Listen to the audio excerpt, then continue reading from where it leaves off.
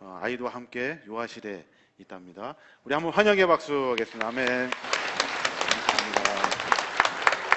잠깐 기도하겠습니다. 하나님 감사합니다. 우리 안창호 성도님, 정진희 성도님을 주님 축복하여 주시고 이렇게 함께 하나님 안에서 믿음과 신앙으로 나아갈 수 있도록 축복하심에 감사합니다. 귀한 가정을 하나님 은혜로 덧입혀 주시고 하늘의 복으로 축복하며 전진할 수 있도록 성령님 인도하여 주시옵소서. 모든 걸 감사드리며 예수님의 이름으로 기도하옵나이다. 아멘. 우리 한 번 더 하나님께 영광의 박수 보겠습니다. 아멘. 오늘 함께 나눌 말씀의 제목은 우리와 함께 하시는 하나님이라는 제목을 가지고 함께 말씀 나누겠습니다. 1928년이에요. 그때 어떤 한 청년이 자꾸 회사를 취직하려고 하는데 자꾸 잘 안 돼요. 그래서 여기도 넣고 저기도 넣고 했는데 계속 실패하게 됩니다. 그래서 결국에는 미국의 캔서스 시티라고 하는 작은 마을까지 가게 됩니다. 거기에서 오늘도 역시 마찬가지로 회사에 이력서를 넣었다가 낙방을 하고서 실망하고 그리고 나서 어느 조그만 교회에 들어가게 됩니다. 예배를 드리는데요, 그 청년이 예배 드리는 내내 이렇게 눈물을 막 흘려요. 너무나 슬퍼서 아마 눈물을 흘리는 것 같아요.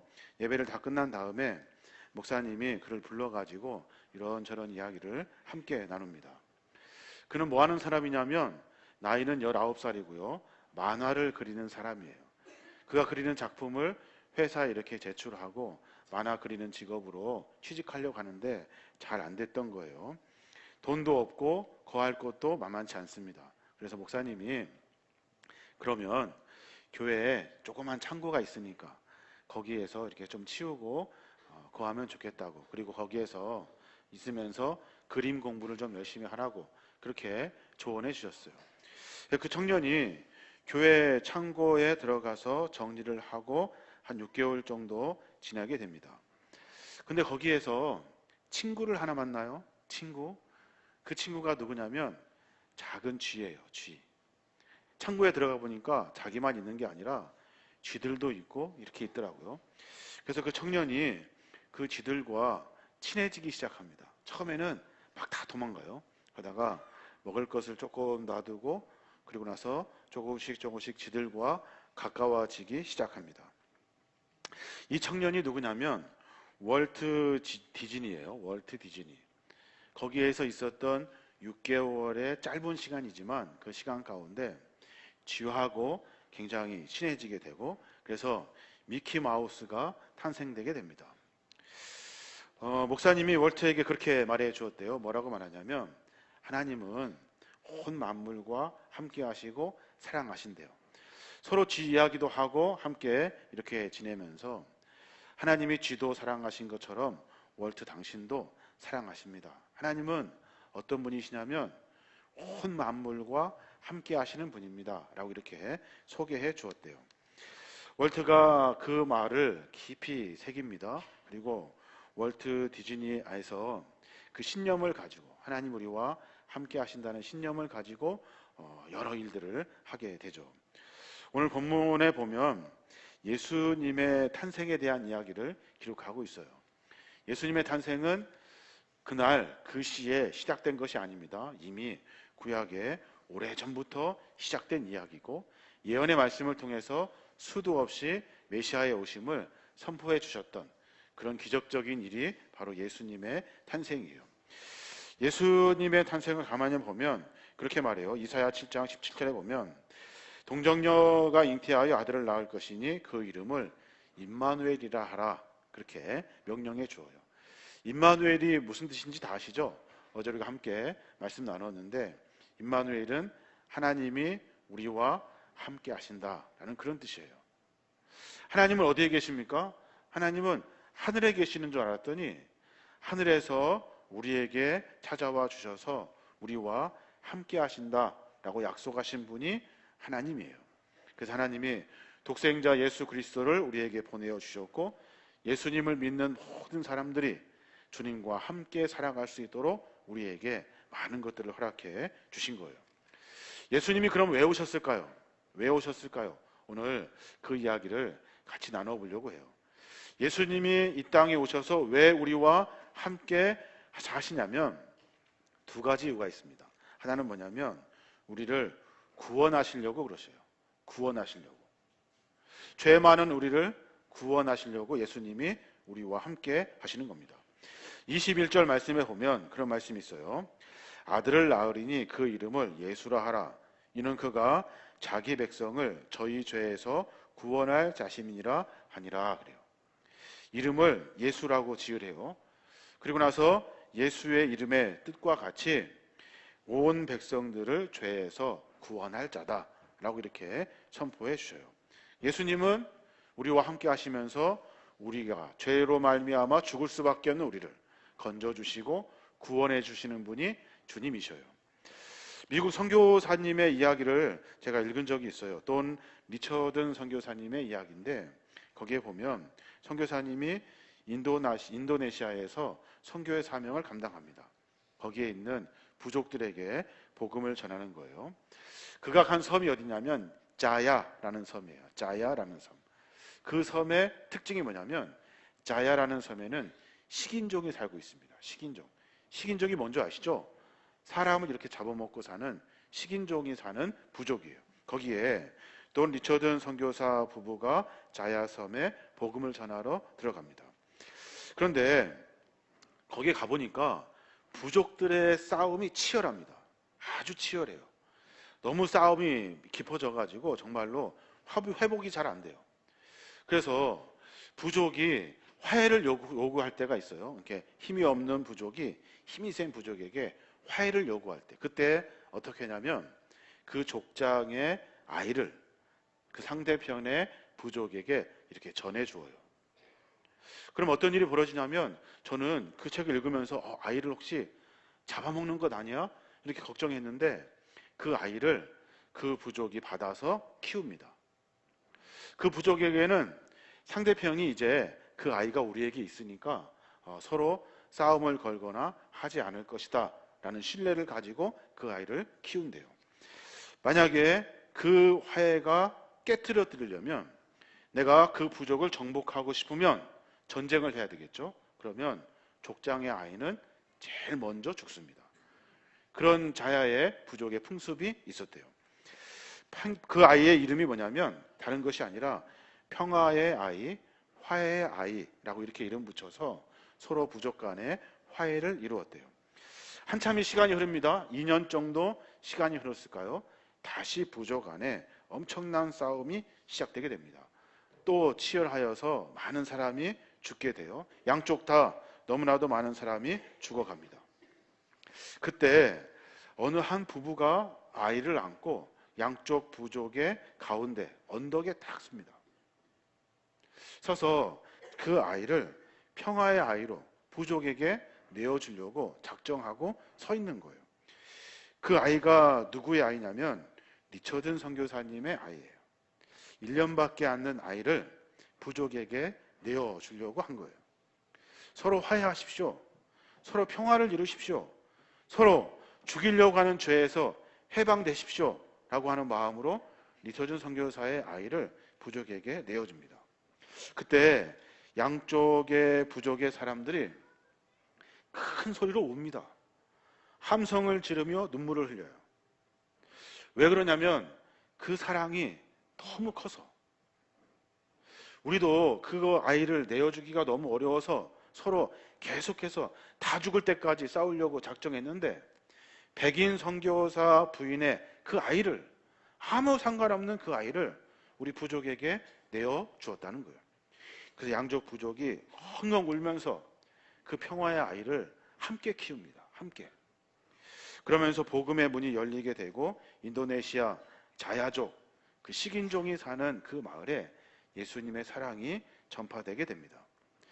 예수님이 이 땅에 오신 이유가 뭡니까? 예수님이 이 땅에 오신 이유가 뭐예요?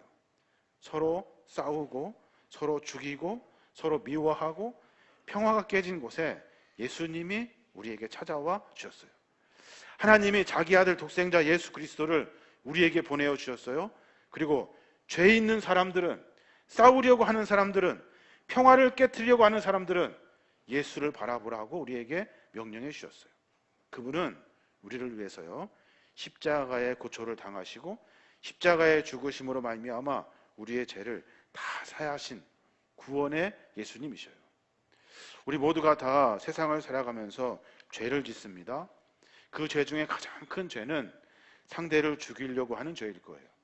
내 욕심을 채우기 위해서 상대를 미워하고 싸워야 하는 수많은 죄를 짓게 됩니다. 그런데 예수님이 우리에게 찾아와 주셨어요.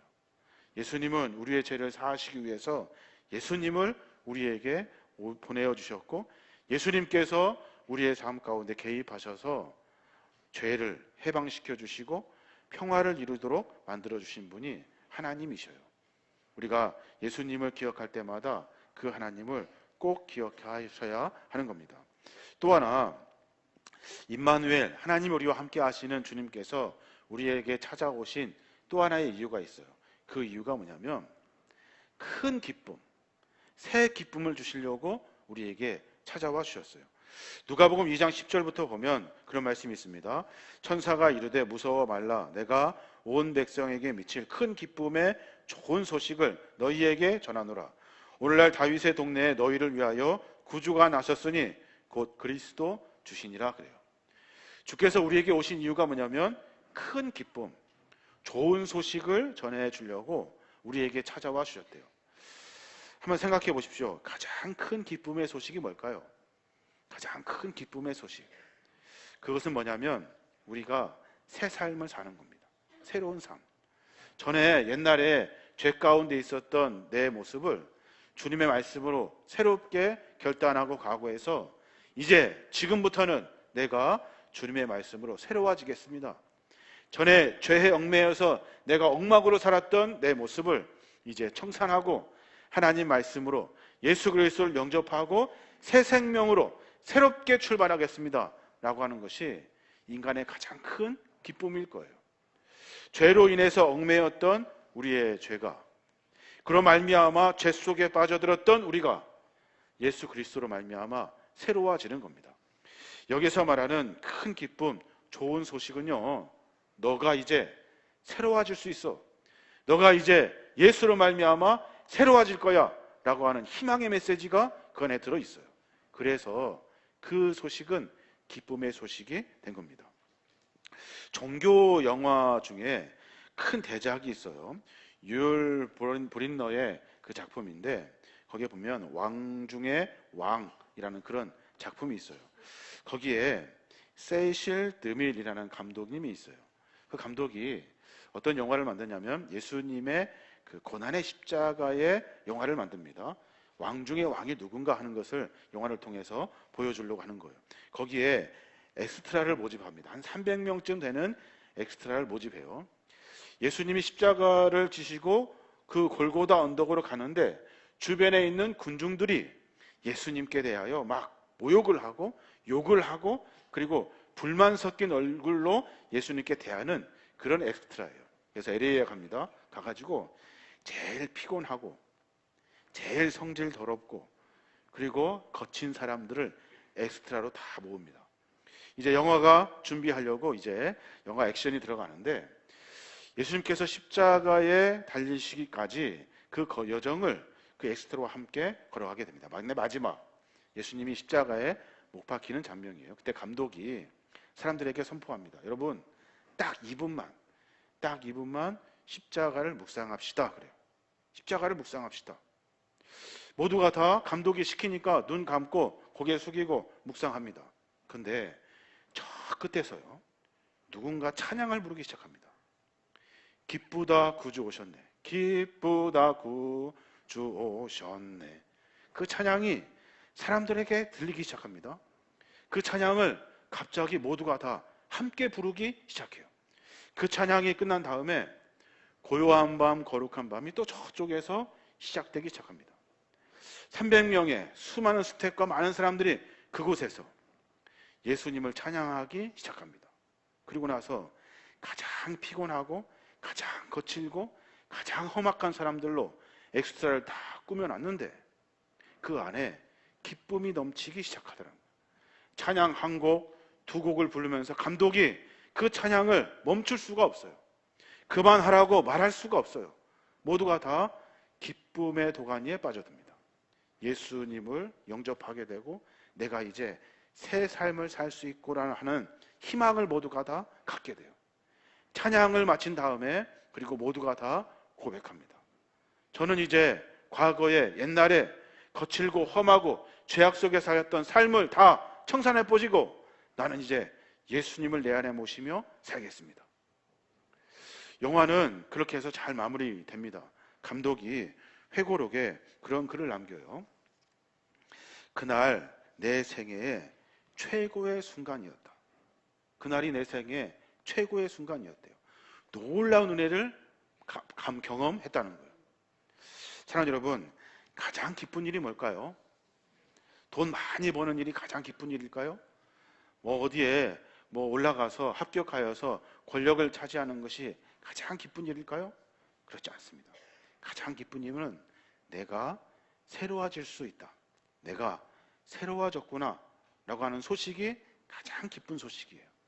그 일을 누가 이루시냐면 주님이 이루십니다. 주님을 내 안에 모시면 우리는 새로워질 수 있는 거예요. 그게 복음이에요. 그게 주님이 우리에게 허락해 주신 예수 그리스도의 사랑입니다. 오늘 여기 모인 우리 모두가 다 성탄을 축하하려고 모였습니다. 예수님은 누구십니까? 예수님은 우리와 언제나 함께 하시는 분이셔요. 그래서 그분을 뭐라고 하냐면 임마누엘 주님이시다 그래요. 예수님은 어떤 분이십니까? 우리를 구원하시기 위해 이 땅에 오신 분이셔요. 다른 것이 아니라 하나님의 자리에, 신의 자리에서 인간의 몸으로 이 땅에 오신 거예요. 다른 이유가 있는 것이 아니에요. 자기 욕심 채우려고 오신 것이 아니라 우리를 죄에서 해방시켜 주시려고, 그리고 우리를 새롭게 하시려고. 여러분 선포하십시오. 예수님을 내 안에 모시면 저도 여러분도 새로워질 수 있습니다. 그 은혜로 말미암아 주님을 마음껏 찬송하시고 감사하는 저 여러분이 되시길 주님의 이름으로 축원합니다. 아멘. 모든